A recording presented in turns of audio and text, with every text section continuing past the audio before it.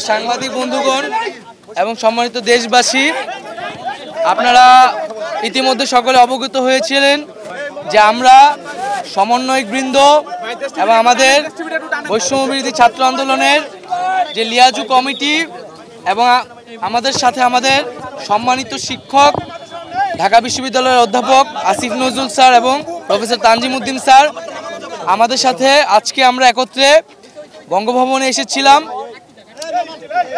মহামান্য রাষ্ট্রপতি এবং সেনাবাহিনী, বিমান বাহিনী এবং নৌবাহিনী তিন বাহিনী প্রধানের সাথে আমাদের দীর্ঘ সময় বর্তমান পরিস্থিতি এবং অন্তর্বর্তীকালীন সরকার নিয়ে আলোচনা হয়েছে।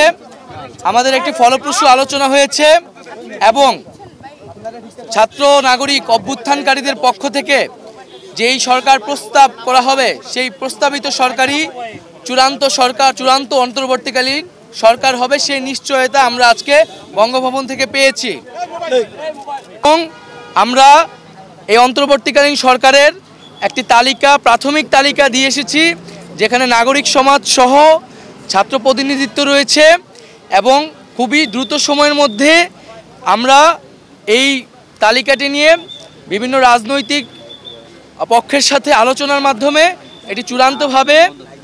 এটি চূড়ান্ত করা হবে এবং খুবই দ্রুত সময়ের মধ্যে অন্তর্বর্তীকালীন সরকার ঘোষণা করা হবে।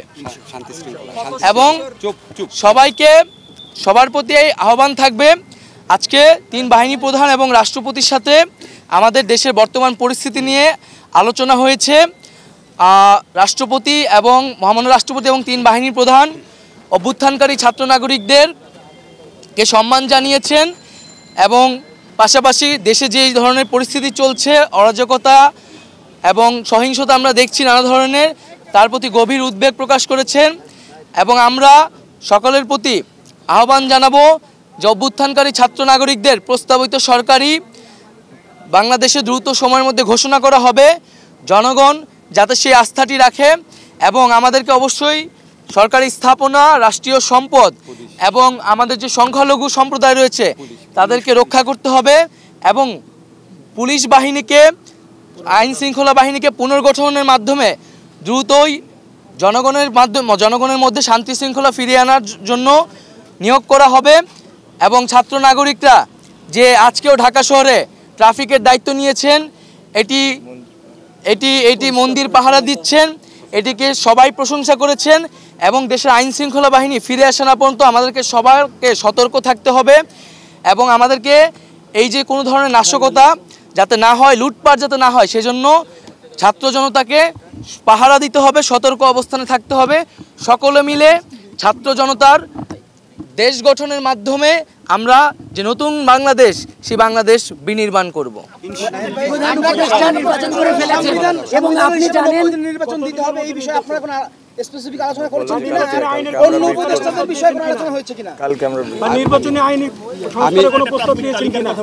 আমি এটা একটু বলে দেই, হ্যাঁ, তাই তোমার অনুমতি নেই বলছি। আমাদের এই তালিকা যেহেতু চূড়ান্ত হয় না, এটা এখন প্রকাশ করা হবে না। আর অন্যান্য বিষয়ে আলোচনা চলছে, কতদিনের সংখ্যা এসব বিষয়ে আলোচনা চলছে আর কি। সেটা আমরা 10 থেকে 15 জনের একটা প্রাথমিক তালিকা দিয়েছি। সেই তালিকাটি এখন আমরা প্রকাশ করব না, যেহেতু এটা একটা প্রাথমিক। সেটা আমরা আরো চূড়ান্ত করে দ্রুত সময়ের মধ্যে, সেটা প্রায় 24 ঘন্টার মধ্যেই সেই তালিকা সহ আপনারা অন্তর্বর্তীকালীন সরকারের ঘোষণাটি দেশবাসী পেয়ে যাবে। আমরা ওনার একটি মাইনর অপারেশন আজকে হয়েছে, উনি আগামীকালই দেশের উদ্দেশ্যে রওনা হবেন। হয়তো আগামীকাল রাতে অথবা পরশুদিন সকালের মধ্যে উনি দেশে এসে পৌঁছাবেন এবং এর মধ্যেই আমাদের তালিকাটিও চূড়ান্ত হয়ে যাবে এবং হয়তো আমরা 24 ঘন্টা বা তারও অধিক কিছু সময়ের মধ্যেই আমরা পূর্ণাঙ্গ যে অন্তর্বর্তীকালীন সরকারের শপথ যে বিষয়টি সেটি আমরা করে ফেলতে পারবো। বিভিন্ন নিরাপত্তার কথা বলেছেন, গণমাধ্যমের প্রতি বিভিন্ন হামলা হচ্ছে, এই বিষয়ে কি বলবেন? আমরা সকলকে শান্তিপূর্ণ পরিবেশ বজায় রাখার জন্য ভূমিকা রাখতে আহ্বান জানাচ্ছি। আমরা ছাত্র জনতারা এই অভ্যুত্থান করেছে, এখন এই অভ্যুত্থানকে রক্ষা করার একটি নতুন বাংলাদেশ গঠন করার দায়িত্ব তাদের, যারা আমরা দেখেছি বিভিন্ন ধরনের নাশকতা করা হচ্ছে, হামলা করা হচ্ছে, পরিকল্পিতভাবে করে এই আন্দোলনকে নস্যাৎ করার চেষ্টা করা হচ্ছে।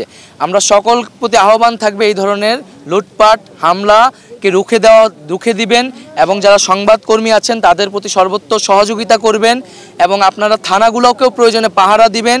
আর আমরা একটি কথা বলে শেষ করছি যে আমাদের আজকে আমরা 15 জনের একটি সদস্য এসেছিলাম, আমাদের প্রতিনিধি দল এসেছিলাম, আমাদের সমন্বয়কদের পক্ষ থেকে 11 জন এসেছিলেন, আর আমাদের লিয়াজু কমিটির পক্ষ থেকে মাহফুজ আলম এবং নাসির আবদুল্লাহ এসেছিলেন এবং আমাদের শিক্ষকদের পক্ষ থেকে অধ্যাপক আসিফ নজরুল স্যার এবং অধ্যাপক তানজিম উদ্দিন স্যার আমাদের সাথে আজকের আলোচনা ছিলেন। আমরা 3 বাহিনী প্রধান এবং মহামান্য রাষ্ট্রপতির সাথে আমাদের লিয়াজু কমিটির 2 সদস্য এবং আমাদের সমন্বয়কদের পক্ষ থেকে 2 জন আলোচনা করেছি।